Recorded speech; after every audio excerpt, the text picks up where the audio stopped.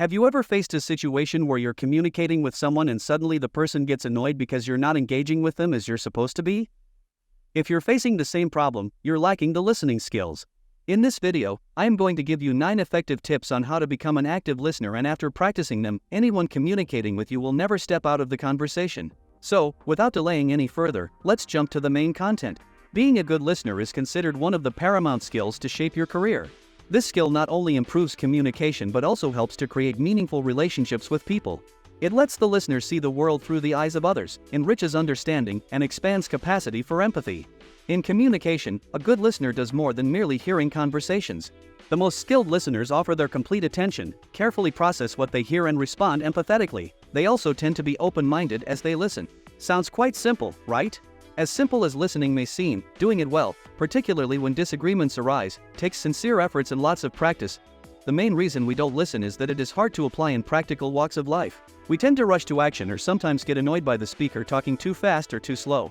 When it comes down to it, most of us lack any training to listen well. But this has a solution too. By gradually developing your listening skills, you can participate fully in conversations and can also offer constructive feedback.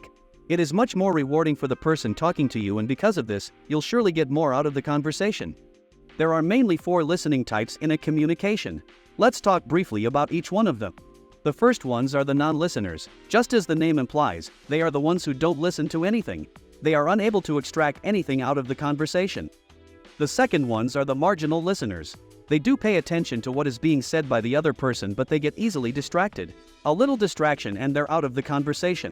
Third ones are the evaluative listeners. They are already excited about what the speaker has to say. They are attentive, but they are evaluating every word and then crafting a response or rebuttal while one is still talking. Last and the most important ones are the active listeners. They paraphrase back what the speaker is saying, use body language to demonstrate the importance of what is being said, and ask thoughtful follow-up questions. We're going to learn more about how to become an active listener. But before that, you must know that a participant in any conversation has 2 goals. Firstly, to understand what the other person is communicating, and secondly, to convey interest, engagement, and care to the other person. This practice is called active listening. If people do not feel listened to, they will cease to share information. That was all about what active listening is. Here are the 9 most important tips to become an effective active listener. Number 1. Try to repeat people's last few words back to them. It makes the other person feel listened to and keeps you on track during the conversation. At the same time, try to provide positive feedback as encouragement. This will make the speaker less conscious. Remember, avoid parroting by repeating the sentences word by word. Number 2. Do not rephrase what your interlocutor has said. This can increase both emotional friction and adds mental load on both the parties, thereby making the conversation ineffective. Number 3. Minimize internal distractions. Once you're face-to-face, make sure to quiet your mind and pay attention to that person. Let the person know that you are helpful. In case, if you're preoccupied with another topic,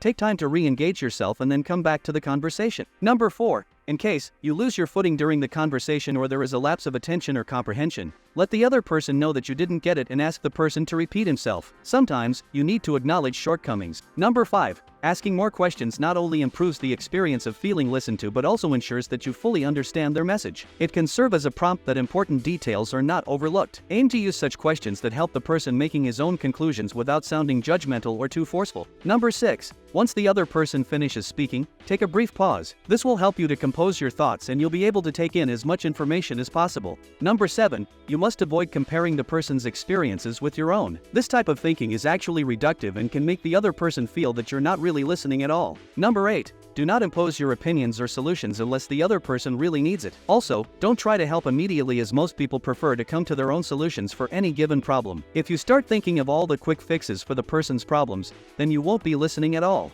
Number 9. One of the most important and crucial tips is to follow up by going beyond just hearing the person out having a conversation. This will make the person feel touched that you made an effort to actually think about him beyond the conversation. This takes your listening skills to the next level. A key thing to note is that there's a difference between following up and nagging the person. Now, as we talk about the tips to improve listening skills, there are a few don'ts as well which you have to keep in mind while you're communicating with anyone. Do not interrupt in the middle of a point when you're having a conversation with the other person. Do not interrogate the person during the communication. Instead, try to gently ask the questions when it is really needed. Timing plays a big role in that. Do not just say yes, or simply nod your head in response. This makes the person think that you're too distracted to care and not actually listening. Do not try to change the subject even if it is a little uncomfortable.